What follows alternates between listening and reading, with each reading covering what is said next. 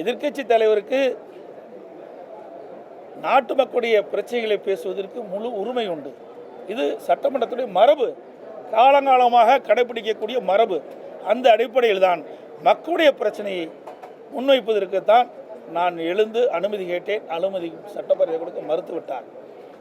அதில் ஒரு மாதத்திற்கு முன்பு டாஸ்மாக் நிர்வாகத்தில் பல்வேறு வழக்குகளில் முதல் தகவல் அறிக்கை எஃப்ஐஆர் பதிவு செய்யப்பட்டது.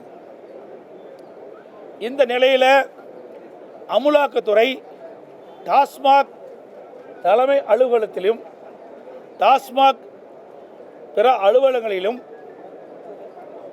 சோதனை மேற்கொண்டார்கள். அதோடு டாஸ்மாக் நிறுவனத்திற்கு சப்ளை செய்யும் மதுபான ஆலைகளிலும் சோதனை மேற்கொள்ளப்பட்டது. அமலாக்கத்துறை சோதனை செய்யப்பட்ட ஆவணங்களின் அடிப்படையில் பத்திரிகையிலே ஊடகங்களிலும் செய்திகள் வெளியிட்டார்கள். இதை இதுவரை முதலமைச்சரோ அல்லது சம்பந்தப்பட்ட அமைச்சரோ இதற்கு எந்தவித ஒரு பதில் அறிக்கையும் வெளியிடப்படவில்லை. இதைத்தான் அரசுடைய கவனத்தில் கொண்டு வருவதற்கு நான் வாய்ப்பு கேட்டேன். இதில் என்ன தவறு இருக்கின்றது? இன்றைக்கு டாஸ்மாக் நிறுவனத்தில் 1000 கோடி ரூபாய் முறைகேடு நடைபெற்றதாக அமலாக்கத்துறை குறிப்பிட்டிருக்கின்றது. அது குறித்து இந்த அரசு முழுமையான விளக்கம் தெரிவிக்கப்படவில்லை. இன்றைக்கு இதை சார்ந்த மானிய கோரிக்கை தான் வருது. அப்பொழுதுதான் இந்த பிரச்சனையை எழுப்ப முடியும், அதற்கு தக்க விளக்கம் கிடைக்கும். அந்த அடிப்படையில் தான் இந்த பிரச்சனையை நான் சட்டமன்றத்திலே கொண்டு வந்தேன். அது பேசுறதுக்கு அனுமதி மறுக்கப்பட்டது மட்டும் இல்லை, இது குறித்து கண்டிப்பாக உறுதியாக நான் பேசுவதற்கு அனுமதி கொடுக்க மாட்டேன் என்று சட்டப்பேரவை சொல்கிறார். அப்படி என்றால் இந்த 1000 கோடி அமலாக்கத்துறை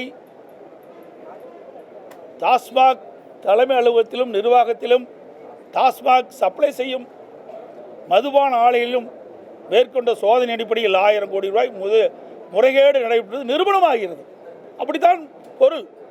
அதற்குண்டான பதிலை இவர்கள் தெரிவிக்கப்பட்டிருந்தால் மக்களுக்கு அனைவருக்கும் தெரிஞ்சிருக்கும். அதைத்தான் நான் இந்த அரசினுடைய கவனத்திற்கு கொண்டு வந்தேன்.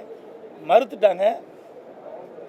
ஆகவே இந்த அரசு பொறுப்பேற்றதிலிருந்தே இந்த டாஸ்மாக் நிறுவனத்தில் பல்வேறு முறைகேடில் நடைபெற்று வருவதாக ஊடகத்திலும் பத்திரிகையிலும் அன்றாட செய்தி வந்து கொண்டே தான் இருந்தது.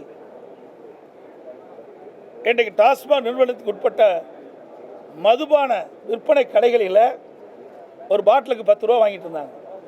ஒரு நாளைக்கு 1.5 கோடி பாட்டில் வைக்குது.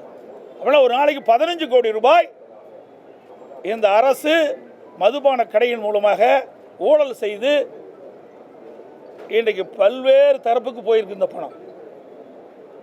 ஒரு நாளைக்கு 1.5 கோடி ரூபாய்னா 1.5 கோடி பாட்டிலுக்கு 10 ரூபாய்னா 15 கோடி ரூபாய் ஆச்சு. 30 நாளைக்கு 450 கோடி ஆகுது. 12 மாதத்துக்கு கிட்டத்தட்ட 5000 ஒரு 12 மாதத்திற்கு ஒரு வருடத்திற்கு 5400 கோடி இந்த மதுக்கடை விற்பனை மூலமாக இந்த ஒரு பாட்டிலுக்கு 10 ரூபா வசூல் செய்வது மூலமாக இந்த ஆட்சியில் 5400 கோடி ஊழல் புரிந்திருக்கிறதாக தெரிய வருகிறது. ஊடகத்திலையும் பத்திரிகையிலும் இதெல்லாம் வெளிச்சம் போட்டு காட்டினீங்க. நேற்றைய தினம் கூட டாஸ்மாக் ஊழியர்கள் ஒரு போராட்டம் நடத்திருக்கும் போது அதில் தெரிவிக்கிறாங்க, நாங்கள் வாங்கினது உண்மைதான், இதை நாங்கள் மட்டும் வச்சுக்கல, பல அதிகாரிகள் கொடுத்தோம், சம்பந்தப்பட்ட அமைச்சருக்கு கொடுத்தோன்னு கூட உங்கள் தொலைக்காட்சியில் நான் பார்த்தேன். ஆக இதையெல்லாம் சட்டமன்றத்திலே பேசுவதற்கு வாய்ப்பு மறுக்கப்பட்டது என்பதை இந்த நேரத்தில் தெரிவிக்க விரும்புகின்றேன். இந்த பேரவையுடைய மரபின் அடிப்படையில் அமைச்சர்கள் பேசும்போது கூட குறுக்கிட்டு பேசக்கூடிய அதிகாரம் நிச்சயமாக இருக்கின்றது. எதிர்க்கட்சித் தலைவர் பேச முற்படும் பொழுது அவர் முற்றிலுமாக வாய்ப்பு கொடுக்க மாட்டேங்கிறது. இந்த போக்கு வந்து எப்படி பாருங்க? இது கண்டிக்கத்தக்கது. அதாவது மக்களுடைய பிரச்சனை பேசுவதற்கு தான் சட்டமன்றம். பிரதான எதிர்க்கட்சி மக்களுடைய பிரச்சனை, நாட்டில் நிலவுகின்ற ஊழல், அதை முறையாக நாங்கள் சட்டமன்றத்திலே தெரிவிப்பது எங்களுடைய கடமை. அது பதில் சொல்வது அரசுடைய கடமை. ஆனால் இன்றைய தினம் சட்டப்பேரவைத் தலைவர் நடந்த உணவினம் ஜனநாயக படிகொலையாக தான் நாங்கள் பார்க்குறோம். ஏன்னா இதில் இன்னைக்கு இந்த துறையுடைய மானிய கோரிக்கை எங்களுடைய உறுப்பினர் அண்ணன் நத்தம் விஸ்வநாதன் அவர்களுக்கு 10 நிமிடம் தர்றாங்க.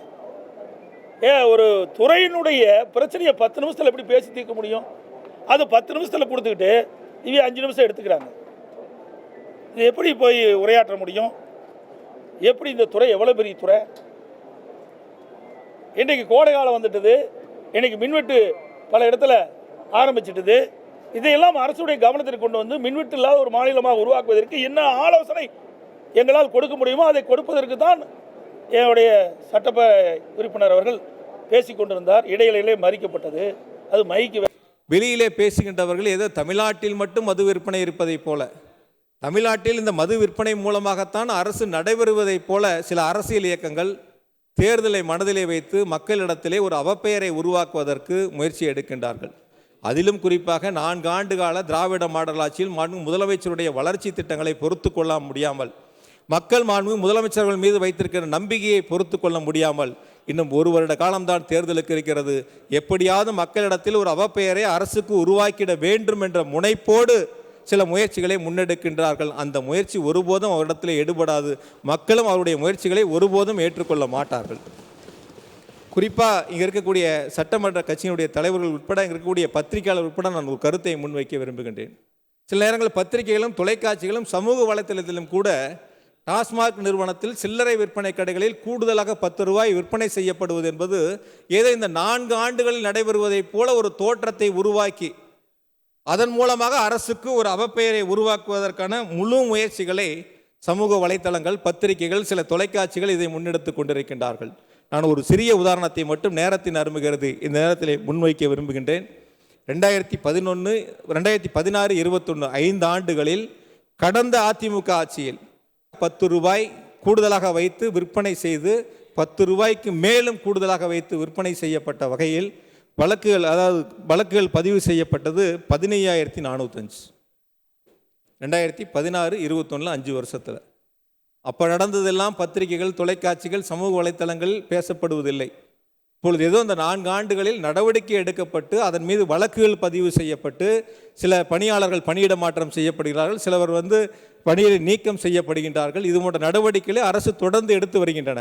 கடந்த 2016, 21 15,405 கண்டுபிடிக்கப்பட்டு அவர்களிடமிருந்து 14,83,86,690 ரூபாய் அபராதமாக வசூலிக்கப்பட்டிருக்கின்றன. இது கடந்த கால ஆட்சியில். இப்பொழுது இந்த 4 ஆண்டுகளில் எடுக்கப்பட்ட சீரிய நடவடிக்கையின் காரணமாக ஏறத்தாழ 6,79,86,047 ரூபாய் இந்த கூடுதலாக விற்பனை செய்த பணியாளர்களிடமிருந்து அபராத தொகையாக வசூலிக்கப்பட்டு அவர்கள் மீது நடவடிக்கை எடுக்கப்பட்டு சில பேர் பணியிட மாற்றம், சில பேர் பணியிட நீக்கம் உள்ளிட்ட நடவடிக்கைகள் எடுக்கப்பட்டிருக்கின்றன. எனவே பத்திரிகையாளர்கள், தொலைக்காட்சியை சார்ந்திருக்கிறவர்கள், சமூக ஊடகத்தை சார்ந்திருக்கிறவர்கள் இது போன்ற ஒரு தவறான அவதூறான செய்திகளை அரசின் மீது புழுதிவாரி தூட்டுவதைப் போல முன்னெடுப்பதற்கு முயற்சி ஒருபோதும் எடுபடாது. குறிப்பாக தமிழ்நாடு வாணிப கழகத்தை பொறுத்தவரை திறந்த மனதுடன், வெளிப்படை தன்மையுடன் எந்த பணிகளாக இருந்தாலும் சரி, பார் டெண்டராக இருந்தாலும் சரி, டிரான்ஸ்போர்ட் டெண்டராக இருந்தாலும் சரி, எந்த பணிகளாக இருந்தாலும் சரி, வெளிப்படைத்தன்மையோடு திறந்த மனதோடு ஆன்லைன் டெண்டர் இப்போ யார் வேணாலும் அதில் கலந்துக்கலாம், யார் வேணாலும் டெண்டர் போடலாம். திறந்த மனதோடு அந்த நிர்வாகம் செயல்பட்டு கொண்டிருக்கின்றன. அந்த வகையில் ஒட்டுமொத்தமாக இந்தியா முழுவதும் மதுவிலக்கு என்ற நிலை வருகின்ற பொழுது தமிழ்நாட்டில் நிச்சயமுடைய திராவிட மாடல் ஆட்சியினுடைய நாயகர் முதலமைச்சர்கள் தமிழ்நாட்டிலும் அதை நடைமுறைப்படுத்துவார்கள். அது அரசு உறுதியாக இருக்கிறது என்பதை இந்த நேரத்தில் மாண்புமிகு பேரவைத் தலைவர்களாக பேரவைக்கு அன்போடு தெரிவித்துக் கொண்டு, இந்த கருத்தை வெளியில் போய் எதிர்க்கட்சி தலைவர் பேசியிருக்கார். இதுபோல் கருத்துக்கள் 10 ரூபா கூடுதலாக விற்கிறாங்க, அதனால் இப்படிலாம் நடந்திருக்கு, இப்படிலாம் நடந்திருக்கு அப்படிங்கிற மாதிரி ஒரு அவதூறான கருத்துக்களை, ஒரு உண்மைக்கு புறமான கருத்துக்களை வெளியில் சென்று பேசுவதை அவர்கள் வாடிக்கையாக வைத்திருக்கின்றார்கள். எதிர்க்கட்சி தலைவர் இந்த செய்தியை பார்த்து கொண்டு அவர்கள் 5 ஆண்டு கால ஆட்சியில் எத்தனை வழக்குகள் பதிவு செய்யப்பட்டன, எவ்வளவு அபராதங்கள் வசூலிக்கப்பட்டது என்பதையும் அவர்கள் தெரிந்து கொண்டு அந்த கருத்துக்களை முன்வைக்க வேண்டும் என்று இந்த நேரத்தில் நான் பேரவை அன்போடு கேட்டுக்கொள்கின்றேன். தமிழ்நாடு மின்சார வாரியமாக இருந்தாலும் சரி, மின்சார வாரியத்தினுடைய உற்பத்தி ஒரு பக்கம் அதிகரிக்க வேண்டும், உற்பத்திக்கான விநியோகத்திற்கான கட்டமைப்பை ஒரு பக்கம் விரிவாக்கம் செய்ய வேண்டும், நம்முடைய சொந்த உற்பத்தி அதிகரிக்கப்பட வேண்டும், வெளியிலே கொள்முதல் செய்வது குறைக்கப்பட வேண்டும். முதலமைச்சருடைய தெளிவான இலக்கு என்பது நம்முடைய தேவையில் 50 விழுக்காடு நம்முடைய சொந்த உற்பத்தியாக இருக்க வேண்டும். 50% நம்ம சொந்தமாக உற்பத்தி செய்யணும்.